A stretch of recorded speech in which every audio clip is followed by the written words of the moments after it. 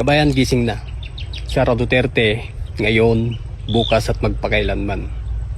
Siya ay ating paglaban para sa 2028 tayo ay makikinabang. Farmers at Ilocano ako. Duterte pa rin sa 2028. Ayan mga kababayan, Ilocano po, Duterte pa rin sa 2028. OMG mga kababayan, ito nga pong si Matibag, nahirapan pong huminga. Grabe po itong video ngayon mga kababayan, mukhang ano siya ng kanyang dibdib oh. Hirap na hirap huminga si Matibag mga kababayan. Kanyang pasabog, mukhang siya yata ang nabahuan. Mukhang ang pasabog, imbes na pasabog, ay malaking sabog, abay mukhang malautot lang po ito mga kababayan. Utot na utot lang po ang pasabog, mukhang siya po ang nabantutan sa kanyang pasabog, itong si Matibag mga kababayan. Grabe po itong video natin pag-uusapan sapagkat ito pong si Matibag at ito pong si Luistro. Si Jerbel Luistro ay hindi na po magkaunda-ugaga, pati po ICC. Nasuplak na nga po siya dito ni Senator Judge Chis Escudero. Panoorin po natin ang buong detalye ng video ito at yung INC mga kababayan, tuloy na tuloy po sa 27. Kasabay, kasabay at harapan kay Ngagba State of the Nation Address. Suna. Now, magkasabay kaya ito mga kababayan habang nagsusuna si Marcos Jr., magkakaroon din ng suna ang INC at ilalabas din nila habang ipinagmamalaki. Ito akin lang ito mga kababayan. Ano ko lang ba ito? Kumbaga duda-duda ko lang ito. Total ito nga si Matibag, attorney pa nga pero marites lang di ba? Mga kababayan, marites lang. Wala naman po siyang alam, hindi naman po niya nakita, hindi niya po narinig personal. Pero saksi daw siya mga kababayan, witness daw siya diyan. Mayroon na po tayo ngayon mga witness na hindi po totoong mga witness, kundi marites. Narinig lang, napanood, nakita lang. Yung ba mga kabayan, sinabi lang. Yun lang po kaya marites. Ngayon, hindi kaya mga kababayan, ang gagawin ng INC ay itatapat po nila ang mga pasabog habang si Marcos Jr. ay nagmamalaki. Ito po yung mga kababayan, no? Kumpirmado po ang INC, no? Ayan po. INC maisasagawang aktibidad sa Hulyo 27 kasabay ng suna ni PBBM. Ayon po yan sa PNP mismo. So confirm, yung Iglesia ni Cristo ay sasabayan po itong suna ni Marcos Jr. At ang gagawin dito na malamang mga kababayan, makakakita na naman po tayo ng isang malaking tilon or TV or monitor ng INC katulad nung ginawa dati nung pagpasabog ni Senator Amy Marcos na itong kanyang kapatid ay si Ngagba. Almusal, Mary Jane. Tanghalian, Mary Jane. Hapunan, Mary Jane. Illegal na pulburon mga kababayan. Ngayon, mangyari kaya rin kaya uli. At kukontrahin kaya yung bawat pasabog ni Marcos doon sa kanyang suna versus sa suna ng taong bayan, ilalabas lahat ang mga video ng mga malita. Nako po, yan ang ating excited na aabangan dito mga kababayan. Ano ho? Samantala, bago tayo magpatuloy sa ating pag-uusapan, ako po muna yung magpapasalamat sa mga nagla-like, nag-share sa ating mga video. Ang walang sawa at patuloy pong dumarami nating mga followers, 287,186 na po ang ating mga solid organic supporters. Wala pong bayad yan mga kababayan. Hindi po yan mga kilala karamihan dyan. Ngunit nandito po sila kasi po isa po sila sa naniniwala at supporter organic ng mga Duterte. Katulad na lang po nitong Ilocano mga kababayan na talagang nagpahayag po siya. Ilocano man siya pero Duterte supporters ang kanyang sinusuportahan mga kababayan. Gising na. Kabayan, gising na. Sara Duterte, ngayon, bukas at magpakailanman. Siya ay ating paglaban para sa 2028 tayo ay makikinabang. Farmers at Ilocano ako. Duterte pa rin sa 2028. Ayan Farmers at Ilocano po, Duterte ang sinusuportahan sa 2028 ngayon at magpakailanman. Gumising na daw kayo mga Ilocano sapagkat nabudol kayo rin nitong si Marcos Jr. no? Wala pong nagawang matino ang inyong presidente dyan sa norte. Tingnan nyo naman po ang mga flood control dyan. Wala po sa ayos. Di ba mga kababayan? So yan po ang ating pag-uusapan ngayon. At maraming salamat sa mga bagong bisita. Paki-subscribe, paki-like at paki-share na rin kung mamarapatin. Wala pong bayad yan kabayan inyong gagawin ha. Ang inyong pagsuporta. Okay, punta na po tayo sa ating pag-uusapan at detalye ngayon ng ating balita. Unahin na po muna natin itong INC mga kababayan. Ito pong INC, ito po yung detalye nito pong post po no, ng Brigada News FM Manila 105.1. 20 hours ago po ito, post po nila ito mga kabayan. Sabi rito, kinumpirma ng Philippine National Police, PNP, na magsasagawa ng aktibidad ang Iglesia ni Cristo, INC, sa Hulyo 27. Ito ay kasabay ng ikalimang State of the Nation Address SUNA ni Pangulong Ferdinand Marcos Jr. Ayon pa kay PNP Chief General Jose Milencio Nartates Jr., nakikipag-ugnayan na ang pulisya sa pamunuan ng INC upang matiyak ang maayos at ligtas na pagdaraos ng kanilang ika-112 anibersaryo na inaasahang dadaluhan ng libo-libo hanggang daan-daang libong miyembro. Dahil dito, tiniyak ng PNP na nakahanda na ang security plan para sa parehong aktibidad. Kabilang narito ang pagpapatupad ng zipper lanes at no rally zones. Samantala, una nang inanunsyo ng PNP na mahigit 20,000 pulis ang ipapakalat para sa seguridad sa araw ng SUNA. Grabe, ano ho?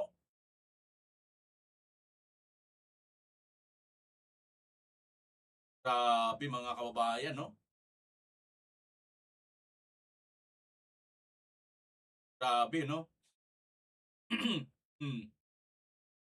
Matindi po ano mga kababayan, 100 hindi. Yung yung pulisya, 20,000 daw ang ipapakalat ng mga pulis, no? At magpapatupad sila ng no rally zone. Ibig sabihin, magkakaroon ng mga lugar na bawal mag-rally. Ako, ito lang kay BBM ngayon yung may mga ganito, no? Yung ginawang garrison ng Malacanang, ginawang akala mo kampo ng Hapon. Dito lang yun sa panahon ni Marcos Jr., takot na takot, ano? Alam mo talaga yung may ginagawang kababalagan at kamultuhan, takot na takot sa sarili niyang mga kababayan, di ba? Takot na takot talaga. May trauma na kasi ito si Marcos Jr. nung kanyang tatay na pinasok mismo Malacanang at pinagsisira, pinagtatapon, pinaghagis lahat ng kanilang gamit. Pinalayas po sila dyan sa palasyo ng Malacanang. Araw, di ba? Pero one thing is for sure mga kababayan, sabihin na lang natin po itong nangyari ngayon na Hulyo 27 ay mayroon daw magsasagawan aktibidad ang INC sa kanilang tinatawag na ika-112 anibersaryo. Nagkataon lang one thing is for sure mga kababayan, may malaki po itong impact pagdating po sa sambayan ng Pilipino. Una, yung kanila pong kapatid na si Senador Rodante Marcolita ay alam po ng taong bayan na ikinulong po ito ng wala po sa tamang due process. Bakit? Napakabilis po. Dahil po ito kakampi or pumanig po ito kay BP Sara Duterte or sa mga Duterte. Kaya ang hatol, hindi hatol, yung prosecution, yung mabilis na aksyon ng gobyerno ay talaga naman nandyan po nakatuon lagi. Pagka kalaban ka ng gobyerno, kakampi ka ni BP Sara, mabilis kang aksyonan, mabilis kang kakasuhan, mabilis kang mapapakulong. Pero pagkakampi ka, kamag-anak ka, asawa, anak, pinsan, si Romualdez, di ba? Lahat ito at kaalyado, mga congressman wala pang nakukulong, mga senador wala pa rin nakukulong, basta senador na kaalyado, congressman na kaalyado, walang makukulong dyan. Dahil nga po, syempre, sino ba ang mastermind? Di ba, ayon sa mga nagde-deliver ng mga mali-malita, pues, na-excite ako dito mga kababayan. Maglalabas din kaya ng video habang nagsusuna si Marcos, sasabayan din ng INC rally ang kanilang suna ng bayan. At kitang-kita naman po, kahit hindi ka po Iglesia ni Cristo, alam mo na ang ginawa dito kay Senator Marcolita ay maliwanag na panggigipit dahil nga po sa pagsuporta niya sa mga doon. Yun lang po yun, wag na po tayo dito magdami pang mga kung ano salita. Oo. Kahit hindi ka Iglesia ni Cristo ka man, kahit ano man ang reliyon mo, kahit Muslim ka man, alam mo na isang maliwanag na panggigipit lang or political persecution lang ang ginawa dito kay Senator Marcolita at kay Congressman Mike Defense. Pero mo, nagbigay lang naman siya ng donation sa Senator Congressman Mike Defensor dito kay Senator Marcolita. Nakulong silang dalawa. Samantalang itong si BBM, binigyan din ng ganun, mas malalaki nga eh. Ni Cho, di ba? Laurel Cho. Yung Agriculture Secretary ngayon. Oh, yun talaga ang maliwanag na suhol yun. Kasi nga, kung hindi suhol yun, bakit niya tinanggap ang pagiging sekretary? Yung isa pa, silang Dimio. Malalaki ang mga binigay. Sino pa? Yung sa Tagcor, PCSO, di ba? May anomalya din yan doon. Ang ingay ni Tulfo noon, pero nang nakausap na si Lisa at saka si Marcos, tahimik na si Tulfo. Oh.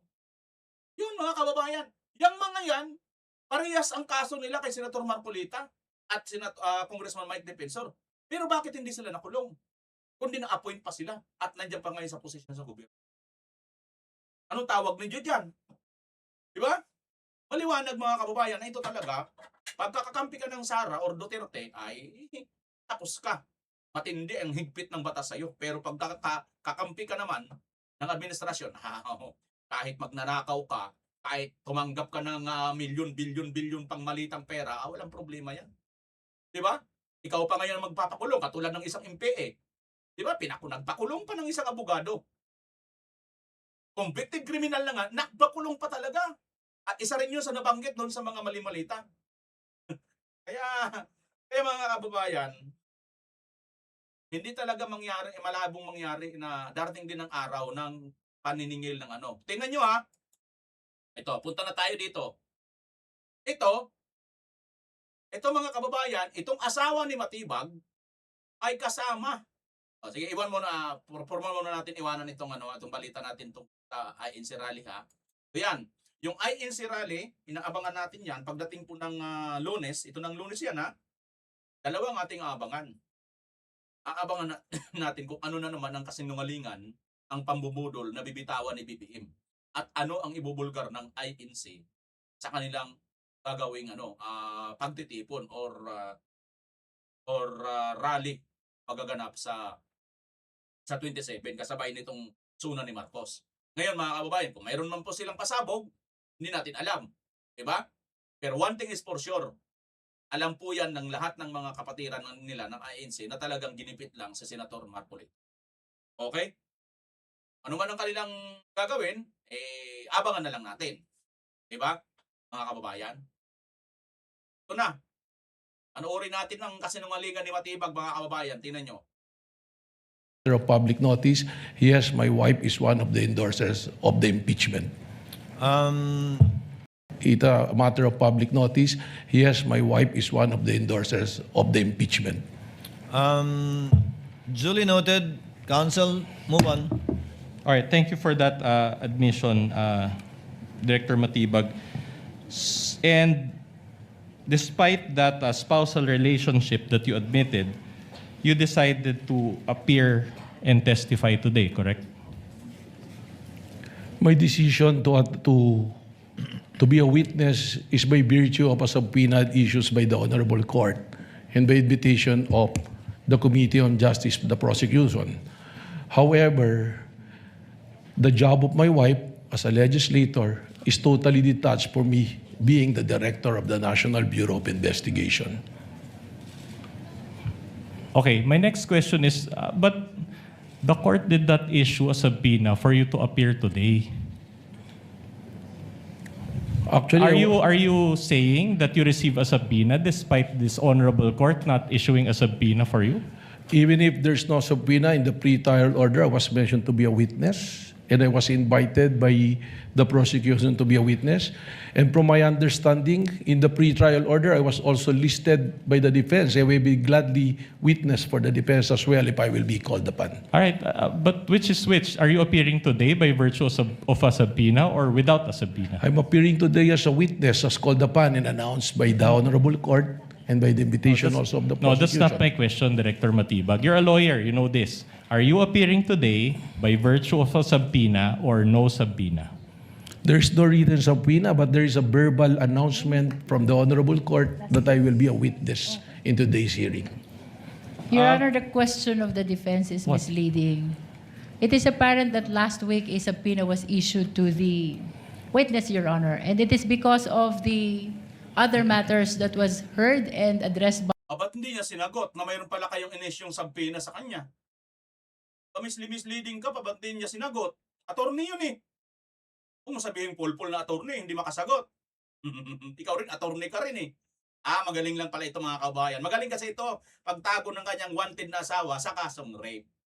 Yan po ito nakilala mga kabayan. Viral yun, di ba? Aminado naman siya. By the impeachment court, the schedule of the witness was scheduled to today. Your Honor, The objection is overruled. First, asked and answered, and for the record and information of the senator judges, the presiding officer confirms that no subpoena was issued to Director Matibag.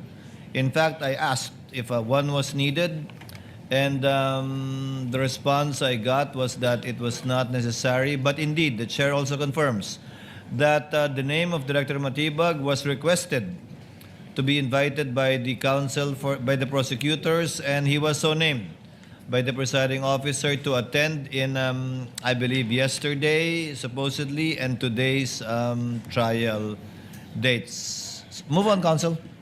just one last question on this point. So Counsel. considering that there's no subpoena, I'm just wondering how it works. Did you coordinate with any of the prosecutors in relation to your appearance in today's proceedings? Well, we conducted some meetings on this matter.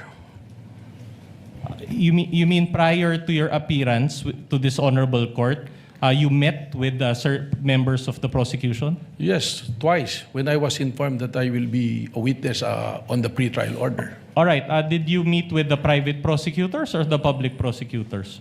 With the chairman of the committee, with the Congresswoman Jerviller. And you are confirming in open court that you discussed or you were briefed in that meeting based in your testimony?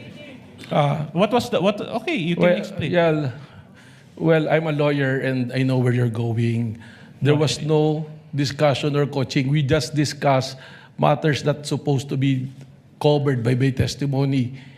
Because I'm a director, I will be testifying. Of course, they will want to know what will be the nature of my testimony. In the same way that when you want to present me as your witness, I will be more than willing to sit down with the defense counsel. Kita nyo mga kabayan, bakit ganun? Laguna Representative Ann Matibag, wala raw kinalaman sa pagtistigo. Mga kabayan, ito yung title, pero parang ang liit lang dito na mention kay sa kanyang asawa. It's a matter of public notice. Yes, my wife is one of the endorsers of the impeachment. Duly noted.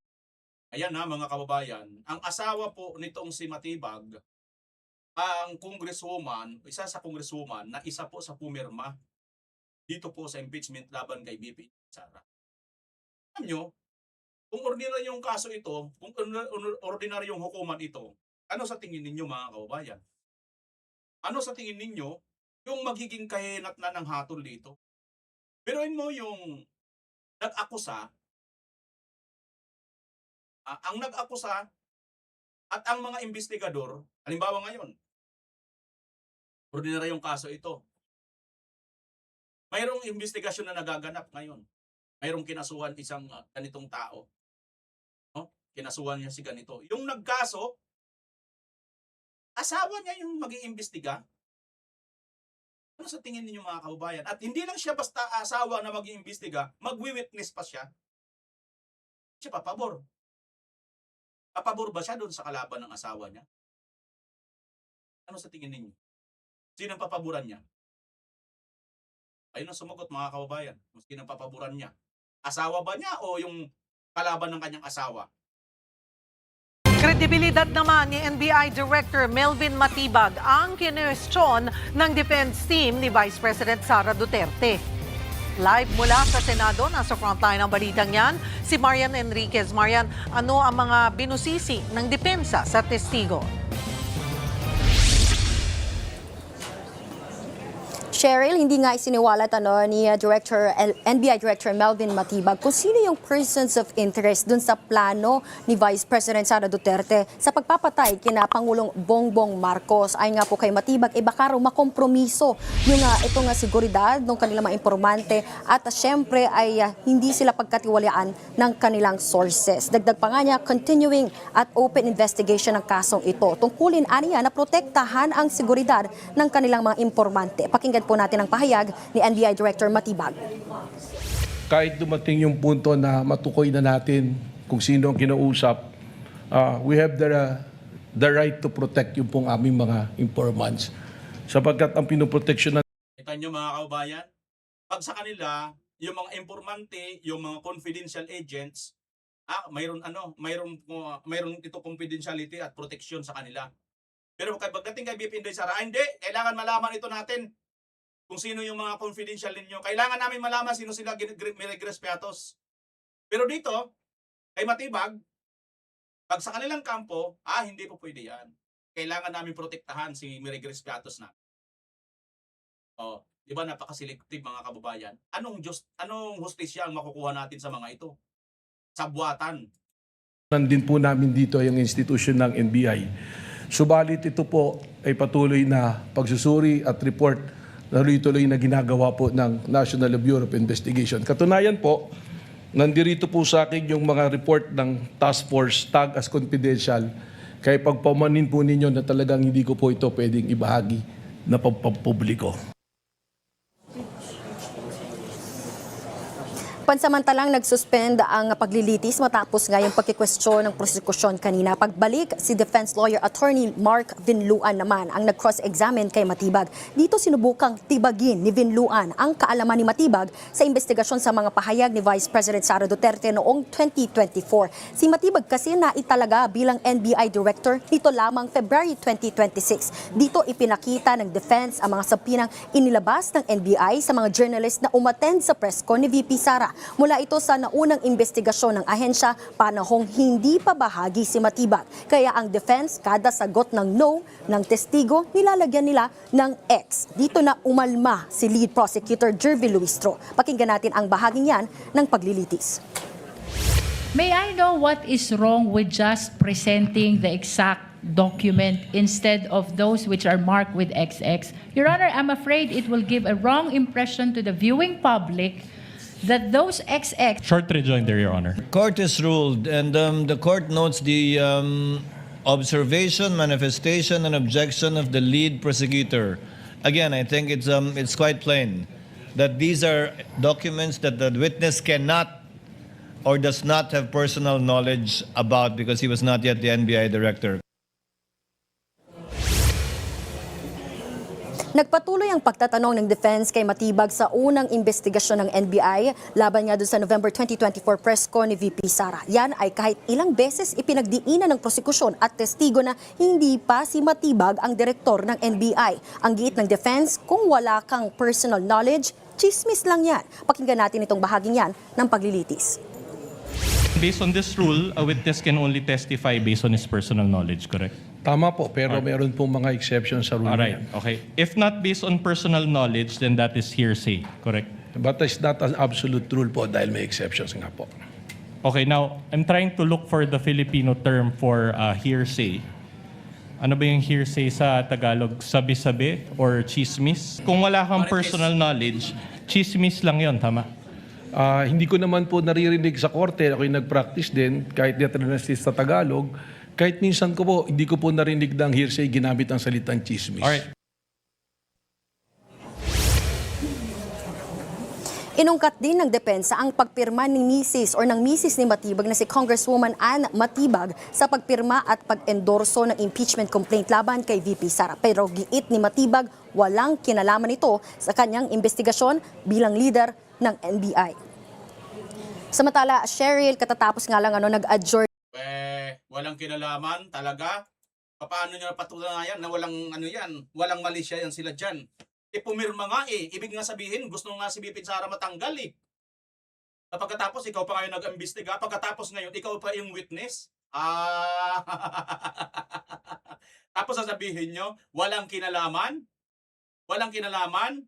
Hindi naman niniwala sa inyo. Lulo yung panot sa bulok na pisot na pasabog ni Matibag. Tapos nga lang nag-adjourn na itong paglilitis ngayong araw, day 8 po ng impeachment trial ni Vice President Sara Duterte. At kanina nga nagtanong din yung ilang senator judges. Si Senator Bam Aquino tinanong kung anong porsyento ba sa tingin ni Matibag na may kinausap nga itong si VP Sara sa assassinate o Hayaan mo na yung mga kababayan kasi nga yung 100% na sinasabi dito, hindi lang naman po yan isang ahayag ni BP Inday Sara. Kasabay din yan, may banta din kay BP Sara. Pakinggan natin ha. pagpapapatay kay Pangulong Bongbong Marcos. Sa ugot nga po dyan ni Matibag, 100% nakasisiguro siya na may kinausap nga po itong si VP Sara dahil kay VP Sara na mismo. Okay. So, 100% pinaniwalaan niya yung sinabi ni BP Sara doon sa video yon. So, 100% din na mayroon din papatay kay BP Inday Sara.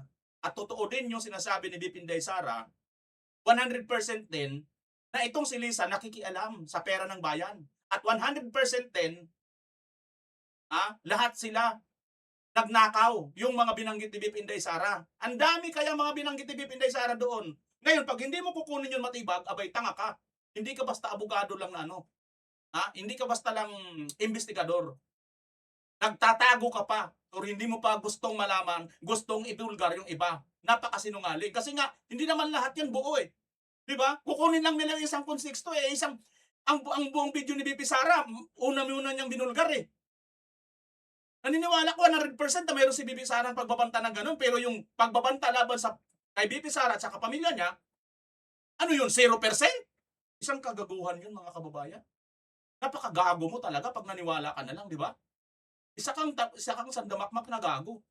Pagka napaniwala ka doon mga kababayan na totoo lahat ang mga sinasabi ni BP Inday Sara sa punto na grave threat ang kanyang ginagawa dito kay Marcos, pero yung namang ginagawa sa kanya na binulgar din niya ay 0% ang katotohanan. Isang napakalaking kagaguhan yun. Hindi po ako nagmumura, hindi po mura yung gago. Nasa dictionary yung Pilipino po yan. Ang gago o taga. Were you present when the NBI agents subscribed and sworn to their affidavits? I was not there. You were not there. Still nothing. So, and since you did not actually participate, it means that you do not have personal knowledge of these stages of the investigation, correct? During that time, yes, but as I mentioned earlier, I read the investigation report. So your knowledge of the investigation was based on only of your reading. That is absolutely correct, All right. and upon the discussion of the investigating Okay, officers. very well. Now, were you present at the November 23, 2024 press con? I was not present. You were not I was present. not participating on that. And if you know, was any NBI agent present at the November 23, 2024 press con? Not that I know of. None. All right.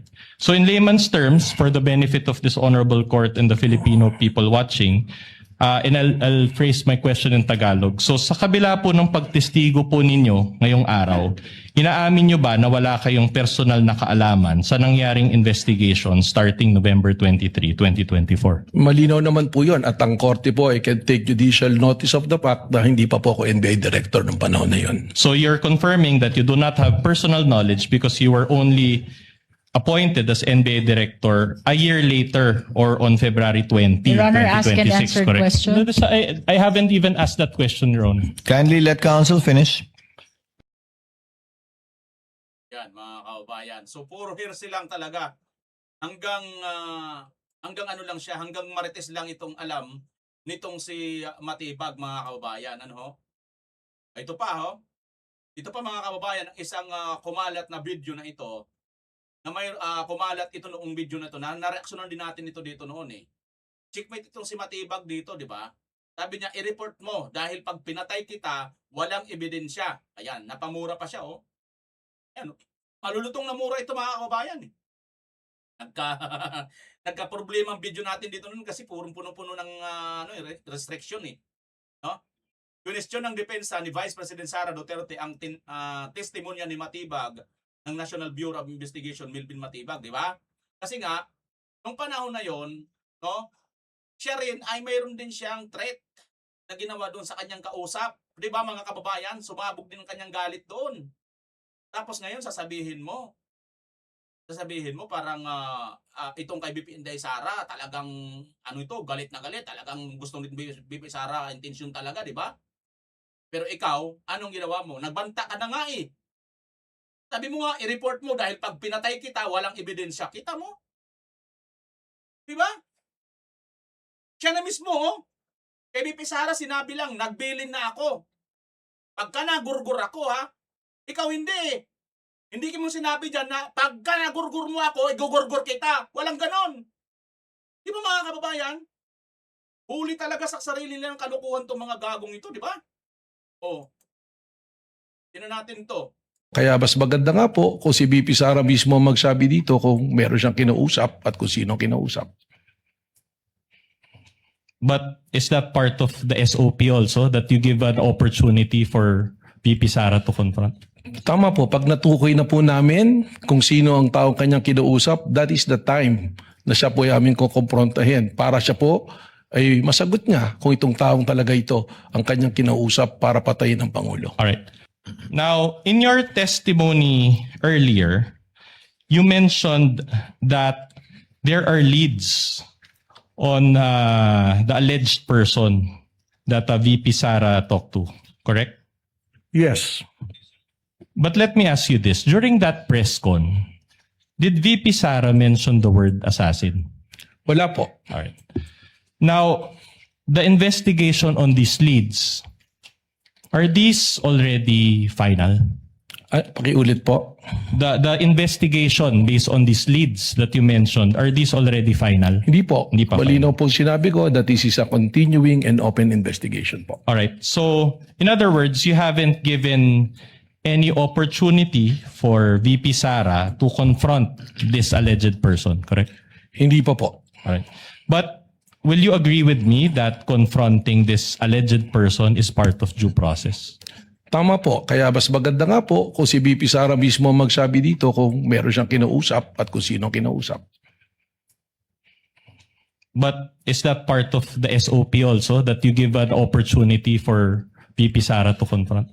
Tama po. Pag natukoy na po namin kung sino ang taong kanyang kinausap, that is the time na siya po ay aming kukomprontahin para siya po ay masagot niya kung itong taong talaga ito ang kanyang kinausap para patayin ang Pangulo. All right. My next question is very simple. So you offered your testimony before this impeachment court, even you performed SOP or giving opportunity to VP Sara to confront? Malinaw naman po yung sinabi ko. Pag nakita po namin kung sino ang taong kinausap, saka po namin siya kukomprontahin, kasama po ang taong iyon at kasama po ang mga willing na nagbibigay ng UN Intel para harapin po ang akusasyon na yun. So considering that you're still pursuing those leads, don't you think that your testimony today is premature? Hindi po. Sapagkat malinaw naman po sa statement ng ating Vice Presidente na meron siyang kinausap para patayin si Bongbong Marcos, si Lisa Marcos Araneta, si Martin Romualdez, at sinabi pa niya na walang biro to us sa law investigation. Applying po namin yung pong methodology na ginagamit ng Secret Service sa Amerika, ay papasok po rito na ito isang malinaw na confession ng isang tao na meron siyang isang plano na pagpatay. Okay, malinaw pala yan na may plano si VP Sara pagpatay. Ikaw naman yan. Ano ba ito? Matibag, basahin natin. Question ng depensa ni Vice President Sara Duterte ang testimonya ni National Bureau of Investigation, NBI, Melvin Matibag, na nagpapatuloy na impeachment trial. Partikular sa kanyang pagtingin sa mga pahayag, maaaring ituring na grave threat. Cross-examination, inungkat ni Defense Counsel Attorney Mark Binluan ang isang video na kumakalat sa social media ilang buwan na ang nakalilipas kung saan makikitang kinakaharap ni Matibag si Mil Sabio. Tinanong ni Binluan kung ang naturang insidente ay matuturing na isang emosyonal o pagsabog sa kanyang panig. Sumagot si Matibag ng yes at ipinaliwag ang kanyang sinabi noon ay bunga ng kombinasyon ng galit at disappointment. O, kita mo? Galit lang pala at disappointment sa'yo. Bakit kay VP Inday Sara? Iba. Okay, I'll move on, but I'll ask you, isn't that a trial by publicity, which is not sanctioned by our laws? Hindi po. Sapagkat kaya nga po namin hindi inilalabas yung aming pong mga confidential at secret na investigation. Lamang nga po, tayo ay pinatitistigo rito na kailangan natin pong sabihin kung ano na ang naging takbo ng investigasyon. At malinaw naman po sa aking testimonya na dito sa continuing open investigation, active investigation, na kung saan meron pong mga persons of interest. At pag tinanong po natin ito sa mga nakakaunawa ng law enforcement, ganito po talaga ang practice ng law enforcement. In fact, you mentioned during your direct testimony that you cannot give further details, correct? It's Tama po. classified. Okay. So, with all due respect, I'll ask this in Filipino, with all due respect to you, Director Matibag, kung hindi nyo pa po pala kayang magbigay ng detalye, bakit nyo pa po nilabas na may leads kayo in the first place? Sapagkat gaya po ng sinabi ko, malinaw naman na yung pagsasalita ng ating Vice Presidente na siya ay kumausap ng papatay at pumayag yung papatay na patayin ang mga individual na ito, meron na pong pagkakasundo na gagawin po ang isang krimen. Yeah, but my point is, wouldn't that prejudice your ongoing investigation that you come out here and you make statements that you already have leads? Objection, Your Honor. That is speculative. Conclusion ka na eh. Witness may answer. Kaya nga po ang dahilan na hindi ko mabanggit kung sino po yung mga persons of interest dahil doon po makukompromiso ang investigasyon na gumugulong. Ayan, dito na ngayon papasok, mayroon ng confidentiality. Pero kay BP Inday Sara, walang confidential. Gago. Okay, at any rate, if this ongoing investigation progresses, that is the only time that a different charge will be executed against the Vice President. Balikan ko po Speculative, Your ulit. Honor. Babalikan ko po ulit. Para po sa amin, malinaw na ang pagkontrata sa pagpapatay o ng papatay sa mga pangalang binanggit ay nandoon na. Applying the methodology ng Secret Service na binanggit ko po kanina. Ang hindi na lang po natin nakikita ay kung sino ang taong kinausap. Kaya ito po ay still open and continuing investigation. At any rate, it's not yet final, correct? Tama po. All right. Now, you mentioned that the NBI is still conducting an investigation, ongoing investigation. Do you still use the video of the November 23, 2024 press con in this ongoing investigation? Isa po ito sabi naging batayan para po doon sa 5-point na standard na tinitingnan po namin ay amin pong matugunan. All right. It's an almost 2-year-old video now. Do you think it's still relevant to your ongoing investigation? Hindi po. Sapagkat hanggang sa ngayon nga ay hindi pa natin nahanap kung sino ang taong kinausap po ng ating Vice President. Okay, very well. Ayan, Kaya mas very well mga kababayan, sabi ni Atty. Binloan, hindi pa raw po nila nahanap, hindi pa nila kilala. So wala talaga mga kababayan, wala talagang totoong tawag nito yung kinausap si BP Inday. nahanap kung sino ang taong kinausap po ng ating Vice President. Okay, very well. Oh, di ba? Very well. Oh. Tata ka ngayon. Sa'yo na mismong bunganga ng galing. Oh, ito. Dahil dyan mga kababayan, tingnan nyo yung tsura ni Matibag dito. Oh.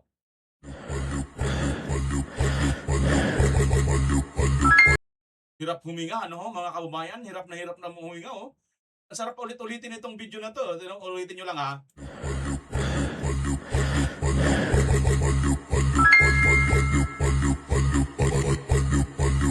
Kanino? Sandali, ulitin natin muna. Di ba? Hirap na hirap oh. Halos si NBI director. Parang ang hirap siya huminga dito mga kababayan eh.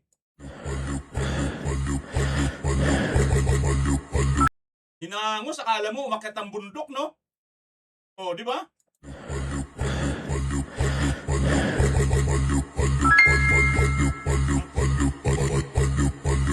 Kaninong ulo ang gustong tanggalin? Objection as an answer, Your Honor.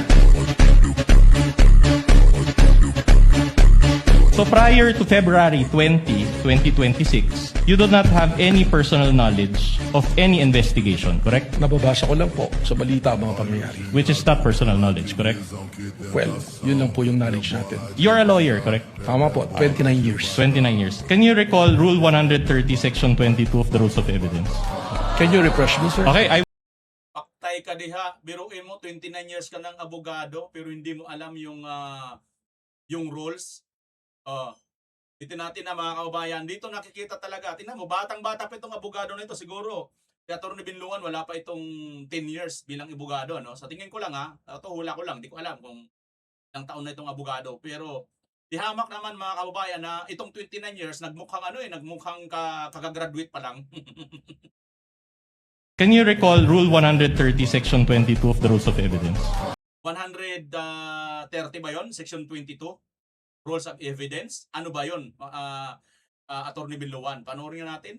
Can you refresh me, sir? Okay, I will Because you have a gladly copy. refresh you, of course. Natawa siya sa kanyang sariling natawa siya sa kanyang sariling kabubuhan mga kababayan. Biruin mo, 29 years kang abogado, hindi mo alam yung rules ng court? Hindi mo alam? To. Ngayon alam mo na. Di ba mga kababayan, sandali, parang ang ganda nito parang natatae. Sandali, pag ang ganda itong mag-thumbnails, kunin ko muna. Hanapuhay muna tayo guys, wait lang. Pang thumbnails baga. Para siyang ano dito eh. I have here a copy of Rule 130, Section 22 of the Rules of Evidence, and I'll read it. Please read with me, Director Matibag. Testimony confined to personal knowledge. A witness can testify only to those facts which he or she knows of his or her personal knowledge, that is, which are derived from his or her own perception. Will you agree with me that a witness can only testify based on his personal knowledge? Your Honor, may I comment to that? These are basic questions, Your Honor. The witness is a lawyer. He is competent enough to answer. I'm trying to look for the Filipino term for hearsay. Ano ba yung hearsay sa Tagalog? Sabi-sabi or chismis? Marites. Do you have personal knowledge of the theft incident involving Attorney Lopez's cellphone? Wala po. Wala. Do you have personal knowledge on the buffet in the House of Representatives? Wala po. Wala. Do you have personal knowledge on the person whom VP Sara talked to regarding BBM, FL, and the former speaker? Wala po. Dahil Wala. siya nakipag-usap. Alright. Okay. My next question is, your wife is also a member of the House of Representatives. That is correct po. And she is Representative Maria. Your Honor, with all due respect, with regards to the wife of the witness is totally irrelevant. It appears that your wife is Irrelevant daw yung asawa ni Matibag, pero yung asawa ni VP Inday Sara ay relevant. Gago, di ba? Irrelevant daw, samantalang isa nga yung asawa niya ang pumirma sa impeachment kay VP Inday Sara. Anong irrelevant ka dyan? Bugok ka ba? Wag mo kaming isama dyan. Kagaguhan mo, Luestro. Tago mo na lang asawa mong wanted sa kasong rape. Yun na lang ang alam mo. Wag kami. Di ba mga kababayan? Isipin mo yan. Irrelevant daw. Si VP Inday Sara, yung asawa niya, relevant. Pero yung asawa ni Matibag, na mukhang mayroon din yata. Imposible mga kababayan, wala rin tong insertion. Lalabas din naman lahat yung mga katotohanan mga kababayan tungkol sa insertion na yan Kakalabasan din ng baho yan. Lapit na, 1 taon na lang mahigit.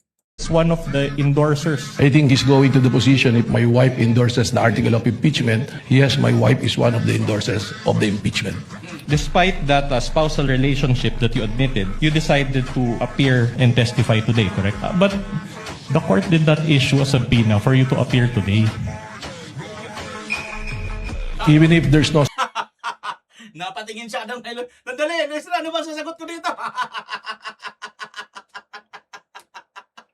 Yun yung reaction niya mga kababayan, no?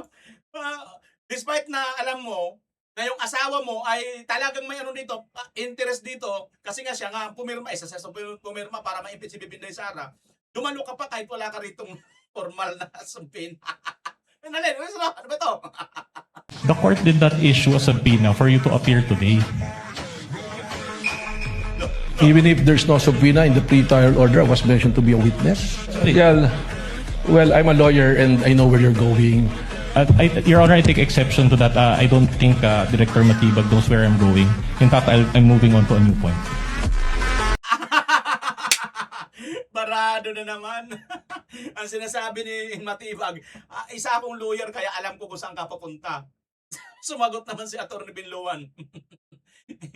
Hindi ako naniniwala sa iyo kasi alam mo, ang gagawin ko hindi na yan. Iba naman ang aking pupuntahan din dyan.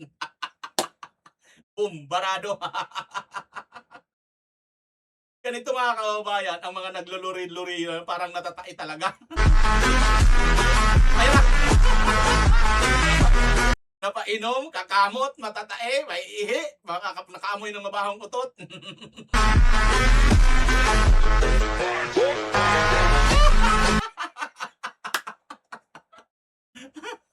Parang parang natatawa na lang si Atty. Villanueva. Alam niyo, nagigit si mga kababayan? Nangyari kasi, ulitin lang natin yung punto na to. Ang ganda eh. Ulitin lang natin. Decided to appear and testify today, correct? But the court did not issue a subpoena for you to appear today. Even if there's no subpoena in the pre-trial order, I was mentioned to be a witness. Well, I'm a lawyer and I know where you're going. Your Honor, I take exception to that. I don't think Director Matibag knows where I'm going. In fact, I'm moving on to a new point.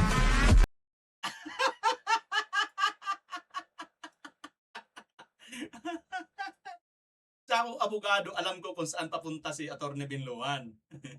Sabi naman ni Atty. Binluan. Hindi ako naniniwala na alam mo kung saan ang puntahan ko kasi nga hindi naman din yan ang pupuntahan ko. Patak! Tingnan naman reaction ni Atty. Binluan, mga kaubayan. Inom tubig, kamot ulo.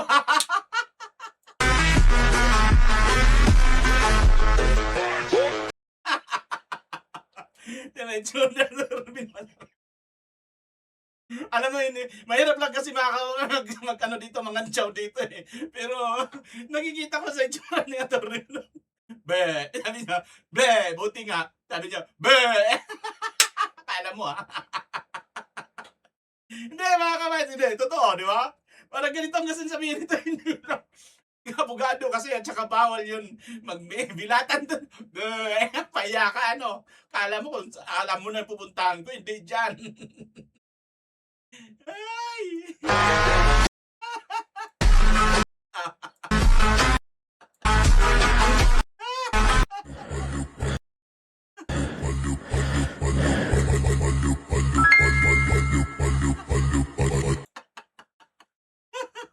Tingnan nyo.